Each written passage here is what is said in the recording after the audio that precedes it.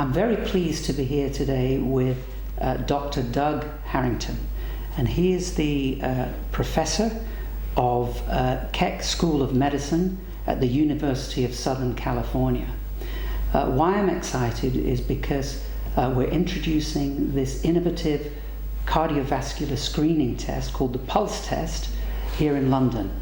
And Doug was the developer of the test and headed the research at various universities that have looked into this test. So my first question, Doug, first of all, happy to have you with us. Thank you so much. It's a pleasure to be here with you. Thank you. First question is, can you tell us a little bit more about what the Pulse test that you've developed, what it actually is? Sure. The body, when it's injured, has the ability to heal itself. But when it's injured, it has to send out signals to tell the body, help, I need to be fixed. And your coronary arteries are the same way. When damaged cholesterol injures the lining of those arteries, it sends out signals. And our theory was that we could measure those signals and determine if people had subclinical damage or they had no symptoms from this. And so the Pulse test stands for Protein Unstable Lesion Signature. Mm-hmm. And it allows us to identify people who have these signals coming out of injuries and to intervene at a very early stage. Mm-hmm. And so it's very important from that standpoint, because cholesterol testing, which is the hallmark of our current evaluation, only tells you if you have an increased risk of developing the disease, but it doesn't really tell you that you actually have underlying damage. And the Pulse test does, and that's the part that's important for identifying those people who get a clean bill of health, walk out the door, and 2 weeks later they're dead of a heart attack. Okay. So why is it important for people to do this test? Well, we don't want people getting a false sense of security, and we really want to catch them at a very early stage when you can intervene and prevent the development of full-blown cardiovascular disease. And currently, we're missing these people. About half the people who have a heart attack have normal cholesterol levels in their blood. And in fact, 80% of the people hospitalized in the United States with a first event have normal lipid levels. So if that's all we're relying on, we're going to miss a significant number of people who are truly at risk of having a heart attack in the near future. Okay. So that partly answers my next question, which was going to be, in what ways does the Pulse test differ from the current testing that we're using to establish cardiovascular health risk? It's a very good question, and one of the things we learned is that there are a lot of single blood tests out there to look at things like inflammation or non-specific inflammation like CRP. But what we found was there are at least 10 pathways involved in the body's response to injury of their coronary arteries.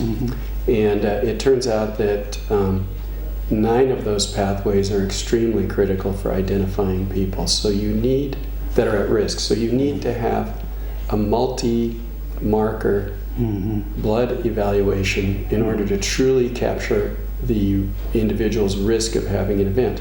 It's like a fingerprint. 1 point doesn't tell you much about the person, but once you get up to 9 points, you're 98 to 99% sure that person is who they say they are. Sure. The same with this. When you get up to 9 proteins, you're pretty sure that you can characterize the underlying disease. Okay. So the Pulse test will give a risk score. Is that right? Yes, it gives a score, and the score is essentially the likelihood. It's a percent likelihood of experiencing a coronary event in the next 5 years. Right. Okay. And it also allows us to monitor those patients if they're put on therapy. And which leads me nicely into my last question, which was, if someone does have a high risk score, can a high score be changed by lifestyle change? Yes, it's really important for people to understand 90% of heart disease is due to lifestyle. And therefore, one of the most powerful interventions that you can do is modifying your lifestyle, whether it's losing weight, beginning an exercise program, changing your diet, taking nutritional supplements that boost your body's ability to heal.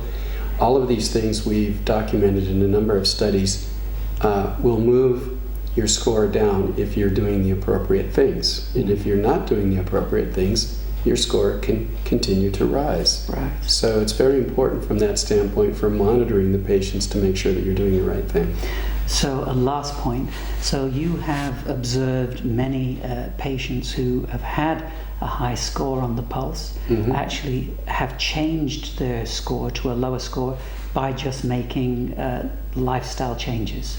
Absolutely. We've seen people go from extremely high scores down to normal scores in as little as 4 months with the right intervention.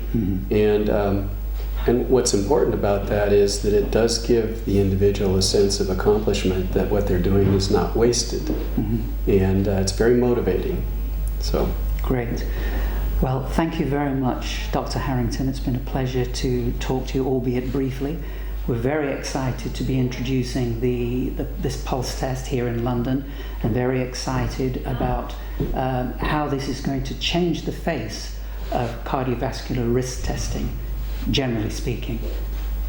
yes, and we're delighted that Dr. Eccles is becoming a leader in introducing this technology, because it's truly designed to help prevent disease and to modify disease, and hopefully we keep you out of the hospital. Thank you very much. Thank you for your time.